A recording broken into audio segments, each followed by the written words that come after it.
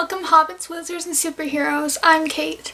So today's video is going to be a bit different from my previous videos. It is not a vlog, but it is still writing. So I'm going to be doing a short story challenge where I have to spin the wheel for the genre, the type of characters, and stuff like that. First off, I'm going to give a bit of an update on my outlining for Project PIP, which I'm vlogging. So it's been a while. I have been doing writing, but I'm trying to finish the build-up, and then I will start vlogging again when I get to the midpoint in the outlining of Project PIP. I'm almost there. I have like one more chapter to outline, and then I'll be on the midpoint, so that vlog is coming soon. But as of now, I'm taking a bit of a break from vlogging, so I thought I would share a bit of how I write my short stories. This is a bit different from how I usually do them because it is a challenge where I have to spin the wheel to find the genre, the race of my characters, and stuff like that. So I will write it, and I will also read it, because I find that that's one of the things that most authors don't do. They don't read their work. So I thought it'd be really interesting to kind of show you what my writing style's like. I do write in first person point of view, though I have written in other points of view as well, such as like third person closed.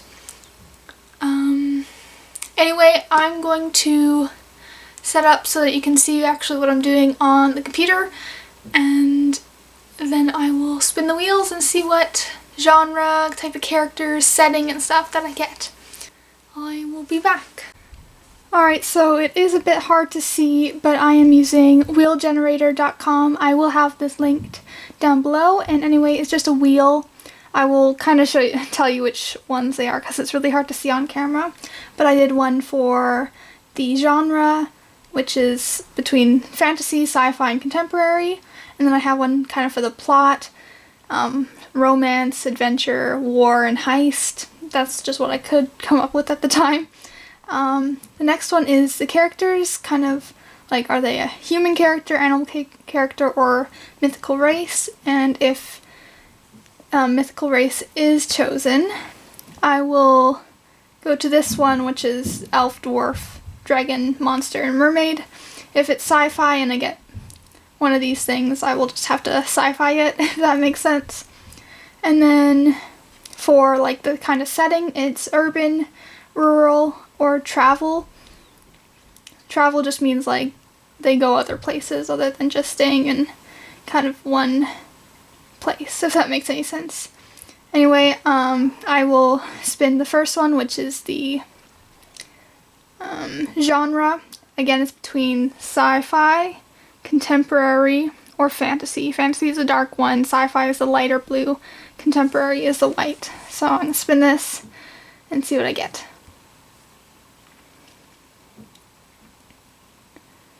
Alright, fantasy it is. So I got fantasy for the genre, and now next is the kind of story it is. So I shall spin this. Oh, and it's a romance. Okay. So far genre is fantasy. Plot is a romantic plot. Next one is what kind of race my characters are. Okay, it's a mythical race. So I will spin the mythical race at the very end. But the next one is the kind of setting it is in. Okay, it's a fantasy romance between a mythical race, and it's a traveling story. Okay.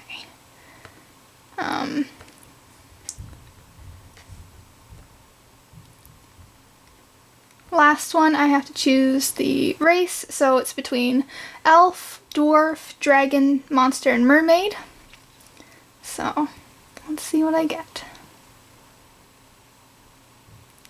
Dragon. Okay, so it's it's a fantasy, romance, set in, well, it's a traveling romance. What's this one? Okay, mythical race, and it's a dragon. Okay, so it's a fantasy romance about dragons that travel. Alright. Well, this is gonna be interesting. Alright, so, that is what I have as of the moment. Yeah. Alright, so I spun all the wheels and I got a fantasy romance that is a traveling, where the setting is traveling and the characters are dragons. Now, this is going to be complicated, but especially with the dragons, because that will be a bit difficult. I might do where the dragons aren't, they're dragons that can take human form, because that way it'll be easier to, yeah,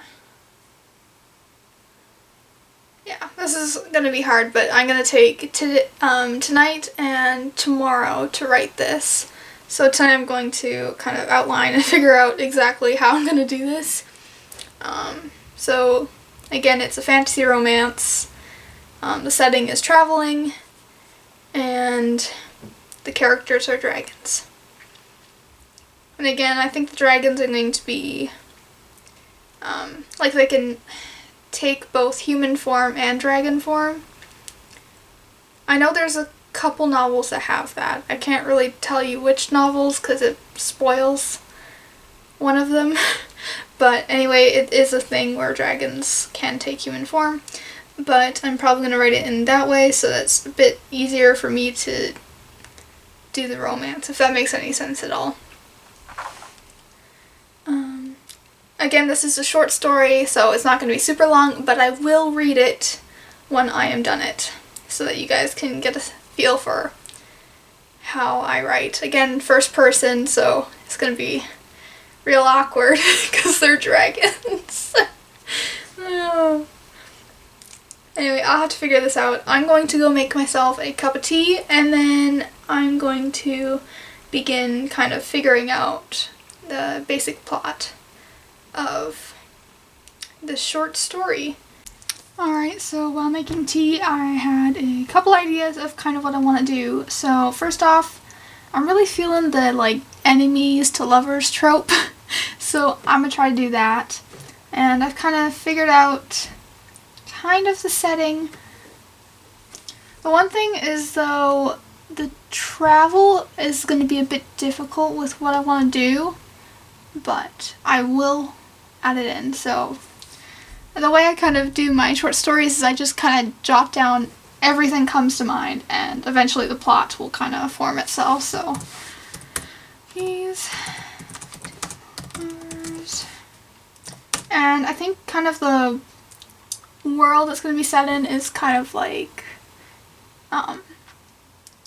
kingdoms, but they're dragon kingdoms, and again the dragons can take either human form or dragon form.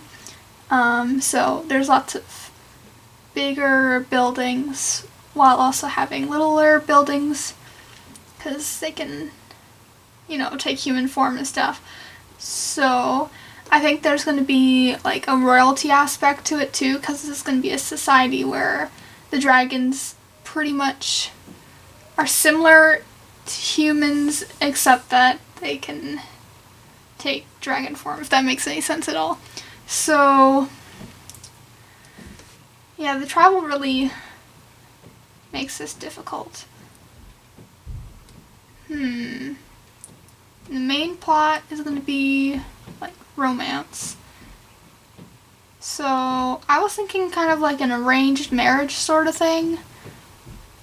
'Cause, yeah. This is kind of my whole process, just taking the little snippets of ideas that I have and basically trying to form them into a cohesive story, which can take a lot of time. So I like the arranged marriage idea.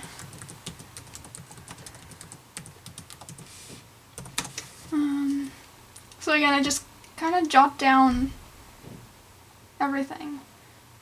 I think it's going to be written in the female point of view. I'm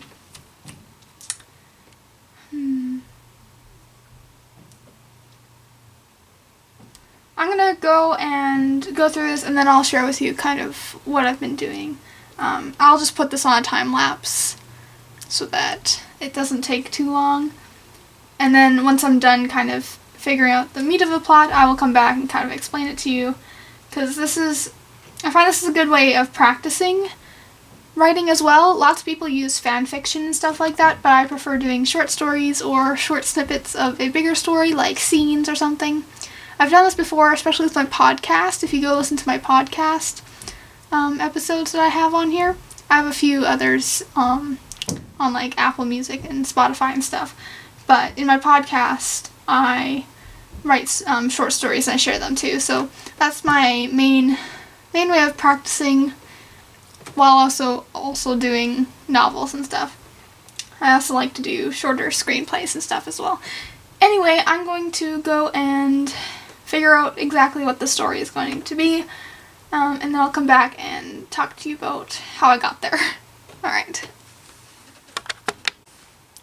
Alright, so I was able to get a total of like 100 words in the kind of outlining process.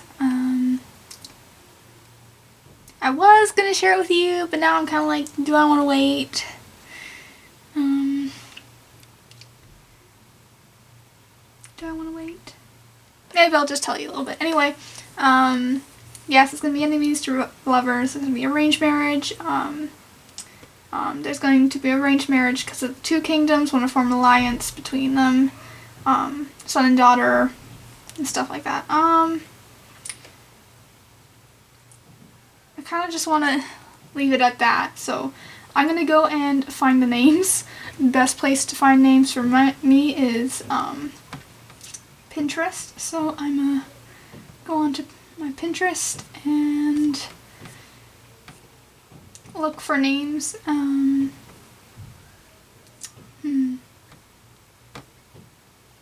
Yeah, so I'm going to go look for some names for the characters. There's not going to be very many characters. There's like 5 characters that I kind of have. Alright, so I'm going to go find the names, and I will be back when I start to write this. I'll also find like pictures that look like the characters, because that's always fun. Also, I like using Pinterest. Anyway, I'm going to go ahead and find the names and stuff like that, and then I will be back for when I start to write this. Oh yeah, I forgot to mention that when I write short stories, it's basically just the first draft, so it's not complete, but that's just what I like to do. It's good practice just to get it down. I'm mainly practicing finding the idea and making it into a plot and characters stuff. Again, lots of people use fan fiction for practicing. I use just short stories using prompts or generators. So I'm going to go ahead and do that, and I will be back. Alright, so I was able to figure out the names of the main characters and the names of the two kingdoms. The female main character is named Lennox. I can't even say it. I have to remember how to say it.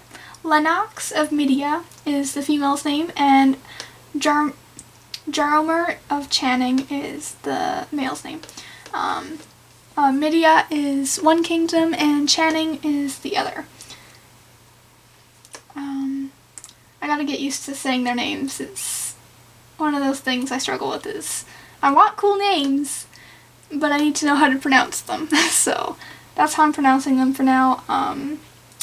I also went and figured out what they look like. I will show them eventually. Maybe I'll show them right here, but that's what they look like. I think I am ready to start actually writing it now. Again, this is just going to be a first draft short story, so once I'm done with the first draft and do a bit of a quick editing, I will go ahead and share it with you guys. But I think that's all I'm going to do for the outlining, and I did get lost on Pinterest for a few minutes. But I'm ready to actually start working on this now, so I'm going to go ahead and start writing. And yeah, I will be back with you when I'm ready to share what I have written. Alright, so I'm back. I finally completed my story. It took quite a bit longer than expected, but it is now done. I'm down by the river, and I was going to share with you the story that I wrote.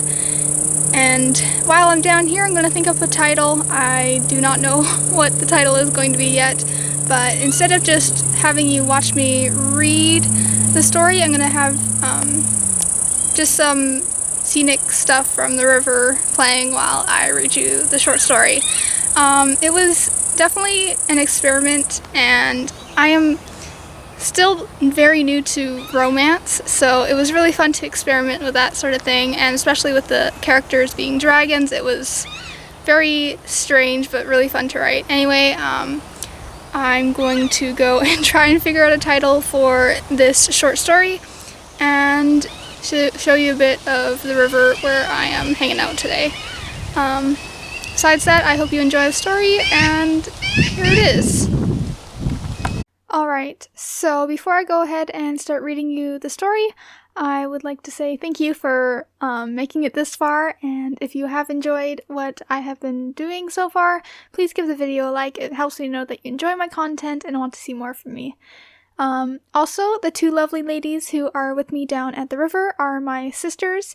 They wanted to come with me, so that's why they're there. Anyway, without further ado, I will read you the story. Now, the title I have given this is The Dragon Princess of Midia. Now, this story, I had a hard time figuring out the title for it, but this is as good as it's going to get. Anyway, I showed you what the characters look like, and now I shall start reading it. Unfortunately, I had always known this day would come, but that did not make it any less unbearable. I walk into the throne room, my dress trailing behind me. My tiara pulls at my hair, but I try to ignore it. Mother and father stand before the throne. I know what they want from me, but I won't do it. He's an idiot. I am Lennox, Princess of Midia, the forest kingdom of the southern dragons.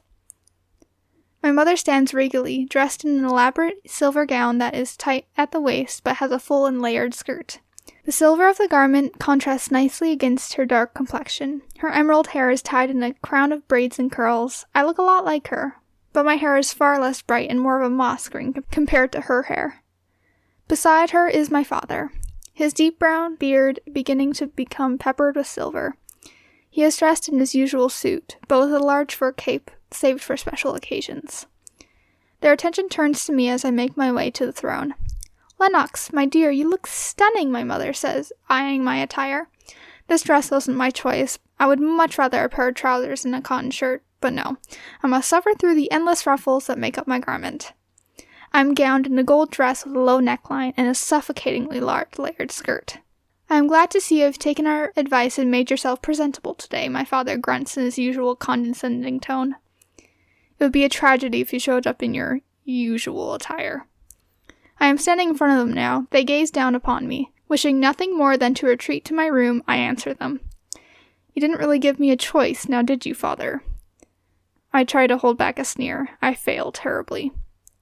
"Ah, Lennox, we grow tired of this attitude. We only want what's best for you," my mother responds. I hold their gaze. I know I will not win. They will not back down. We have had this argument many times, but they never want to hear what I have to say. "They'll be here soon. Take your place, Lennox," my father says. "Yes, father," I answer. My parents take their seats in the throne on the raised dais. Mine is to the right of my mother's throne. Taking my seat, I pull my skirt to the side, letting the fabric pile at my feet.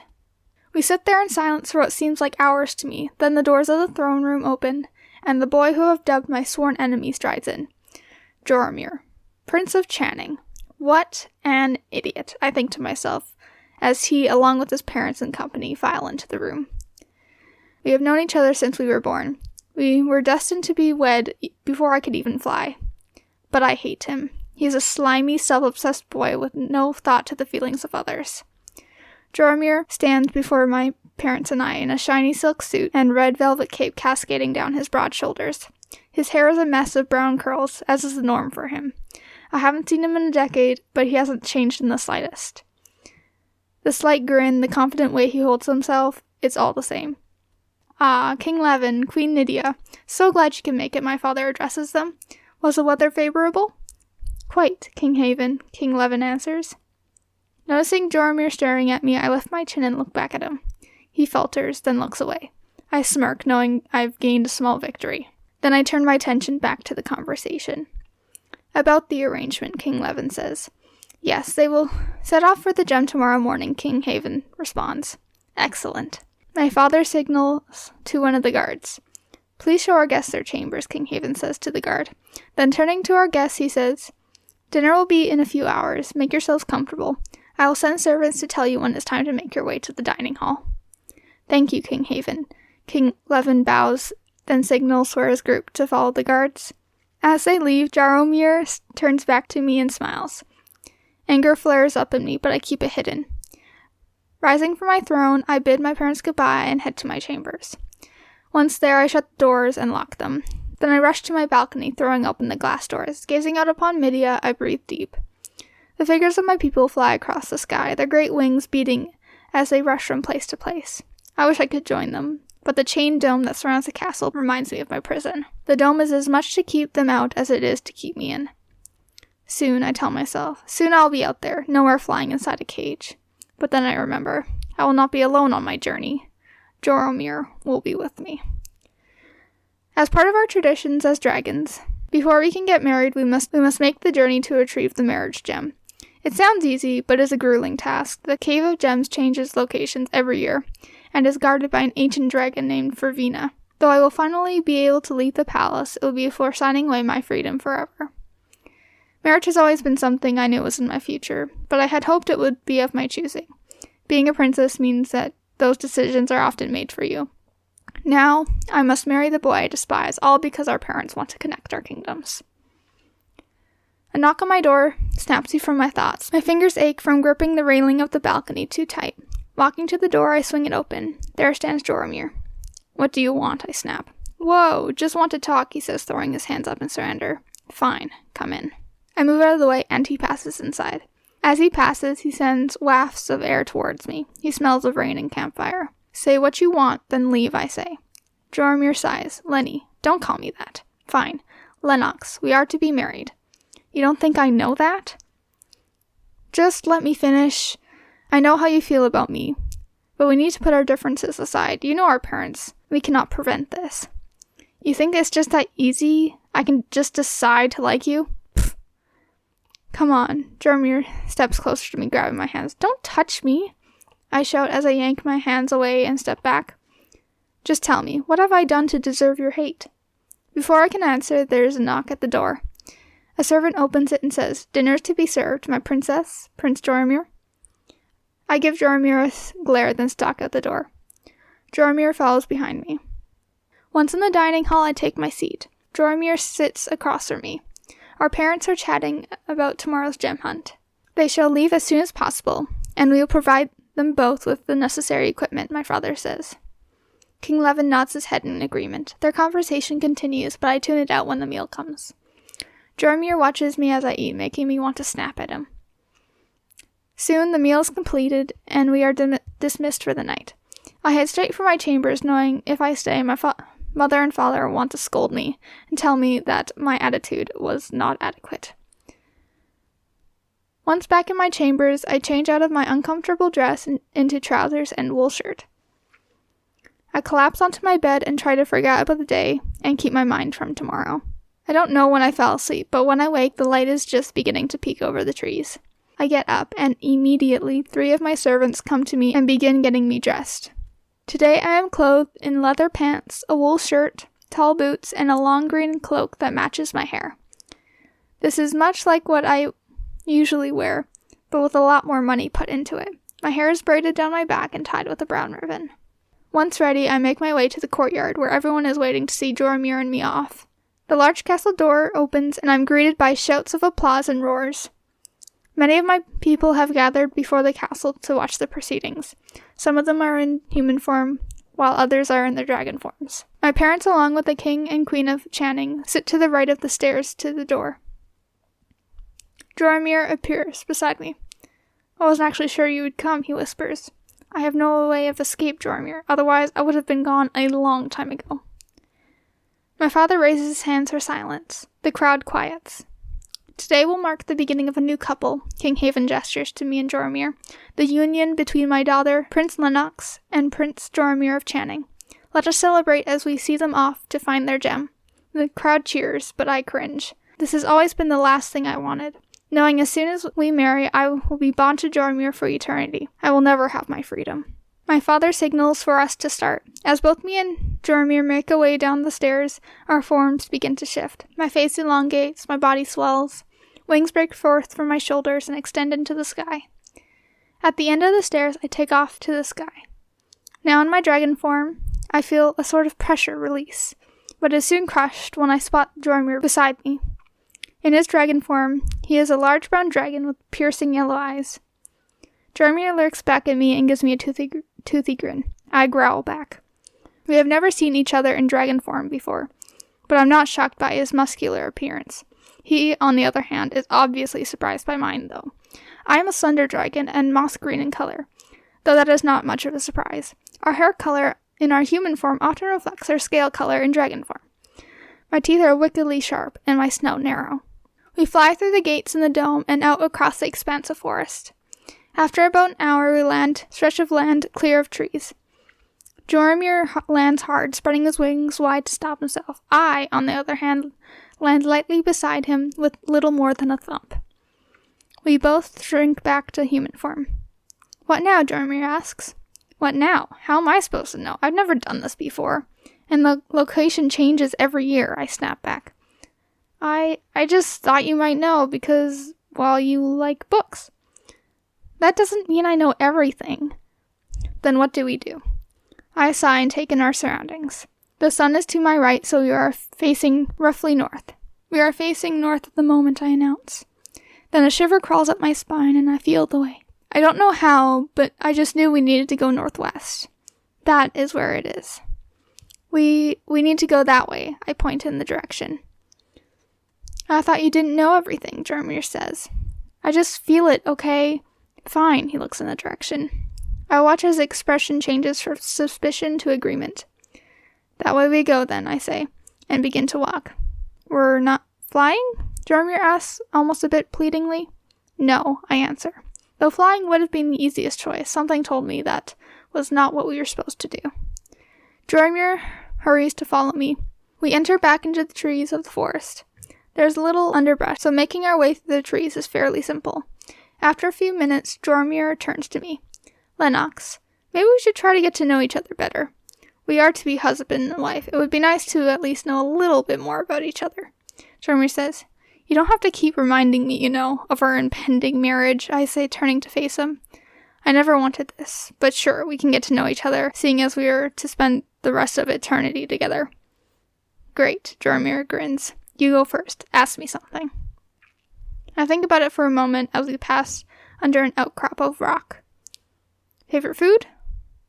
Up in the mountains, there's a traditional dish that we have on the winter solstice.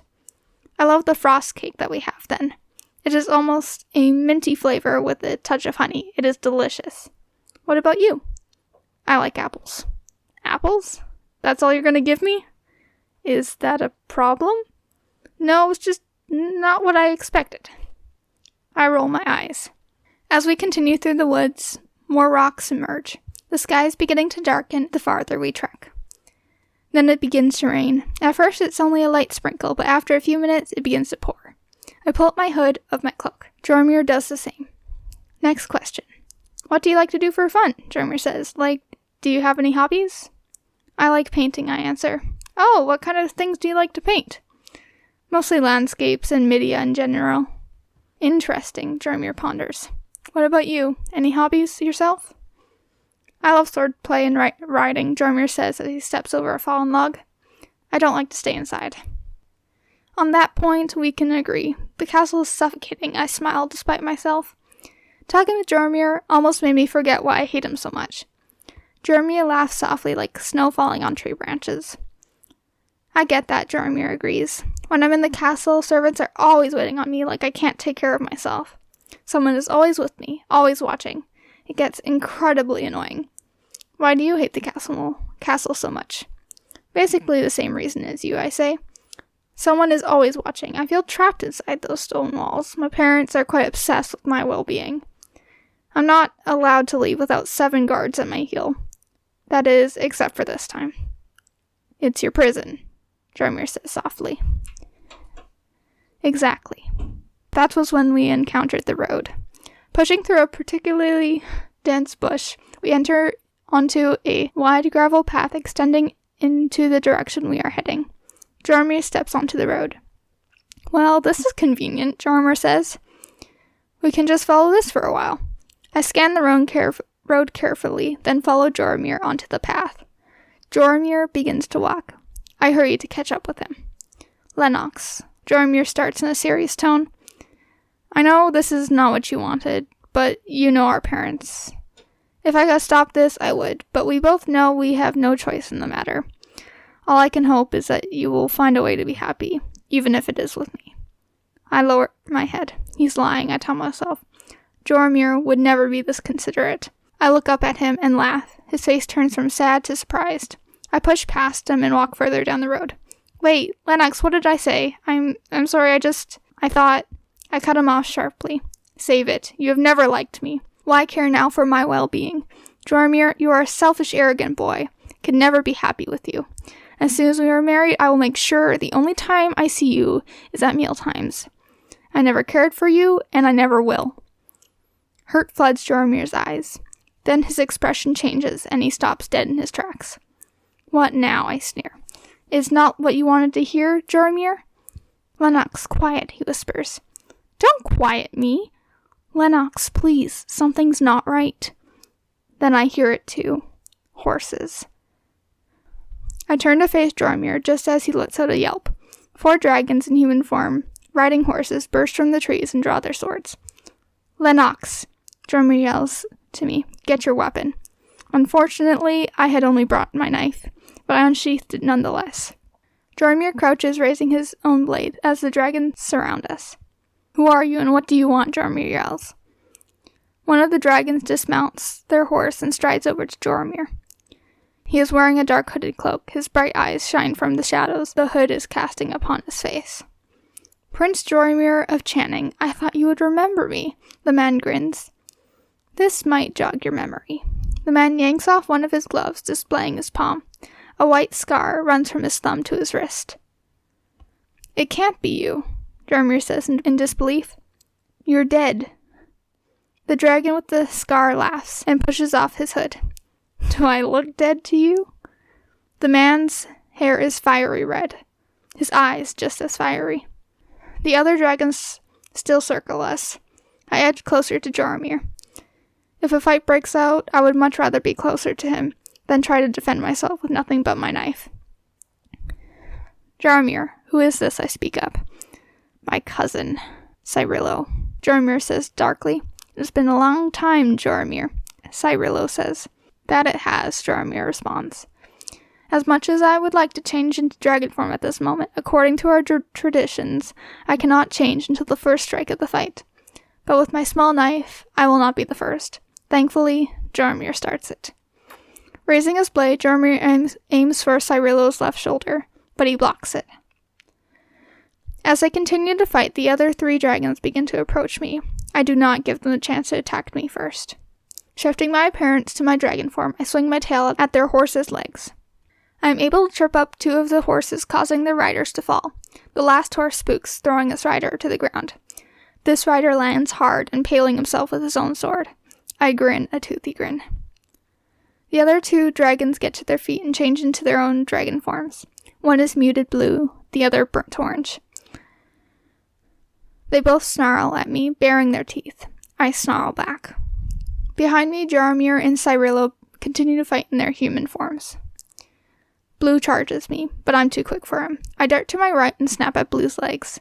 He draws away, then turns sharply to bat at my side with his claws. He catches my left side, drawing blood. I let out a roar, but Blue takes too long to recover from his attack. I whip my neck around and sink my teeth into his throat. The metallic taste of blood fills my mouth. Blue's growl slowly dies to silence as I bite harder. Then Jaramir's scream rips through the air. "Lennox, watch out!" I know it's too late.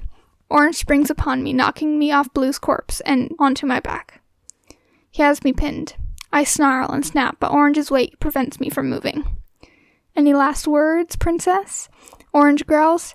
Fear grips my throat as Orange raises his taloned hand. Not knowing what else to do, I yell, "Joramir!" I close my eyes, knowing I have no way out. There is no hope. This is where I die. Then, whoosh, Orange's body shudders and falls upon me. Opening my eyes, I squirm out from underneath Orange.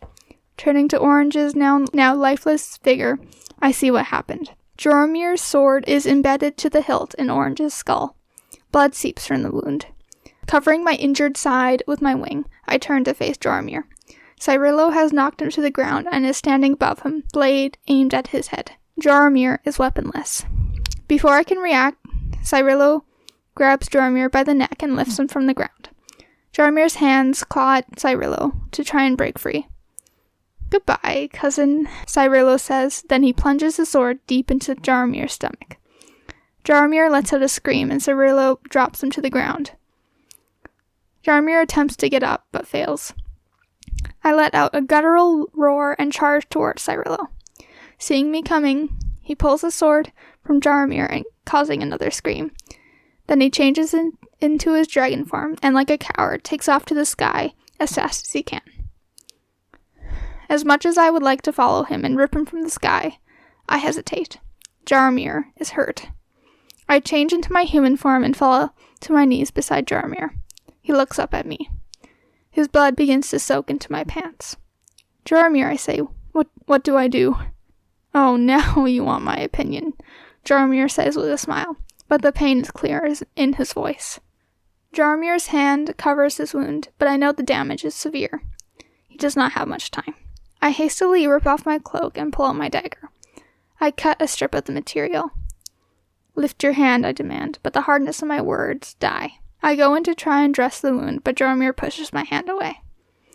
"Lennox," he says, "I need you to tell me this one thing. Why do you hate me? Why have you always treated me with disdain? What did I do?" My eyes widen and I sigh. It was never you I hated. You were the inevitable wall to my prison, the thing that would take my chance at freedom forever. I hated you for it. I never should have treated you that way. You just saved my life, Joramir. I was wrong. You are not selfish, nor arrogant. You are my hero. I have a confession," Joramir says. I lean in closer. Joramir raises his hand and cups my face. "I love you, Lennox. I always have. I thought one day you might change your mind about me, so I played the role of your villain. But all the while, I loved you." I grip Jaramir's hand and tears fill my eyes. I can feel his strength fading. "I'm sorry, Joramir," I whisper. "I'm sorry too," Joramir says, as his body tightens with pain. I need to get you help." I start to panic. Pulling away from Joramir, I change back to dragon form. Then I cup Joramir gently in my front talons and take off to the sky. I glide over the trees, scanning for any sign of help. Then I spot it, a glint at the base of the hill. I dive towards it and land as softly as I can. Once I land, I notice the cave and know this is where I need to go. Taking Joramir in one hand, I rush into the cave. My own injury has been forgotten. The long hall descends deeper into the hill. Torches light the way. I move as fast as I can, knowing my time is fading. At last I reach the end and burst into a cavern. The walls are tall and sparkling with gems, but I ignore it all and head straight for the gold dragon napping at the back of the cavern. "Help!" I roar. The dragon starts awake, and with a sweet ancient voice answers. "So you have made it."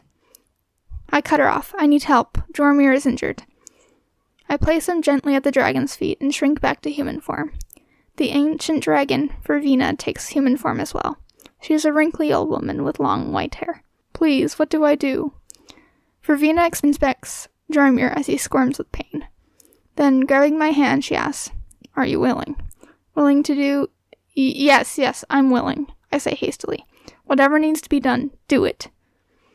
Vervina whips out a dagger and drags it across my palm. I shriek. Jaromir, hearing my pain, looks towards me with worry. Then the woman grabs me and drags me over to Jaromir and pushes me to my knees. Touch it, she demands. As gently as I can, I pull Jaromir's hand from his wound. Then with a look at Jaromir, I close my eyes and place my bleeding hand over his bleeding stomach. At first, all I can feel is Jaromir's labored breath. But then they begin to get stronger, and the crusty, dried blood around the wound begins to soften. I open my eyes. Pain is no longer displayed across Jaromir's face, and beneath my hand I now feel new soft skin.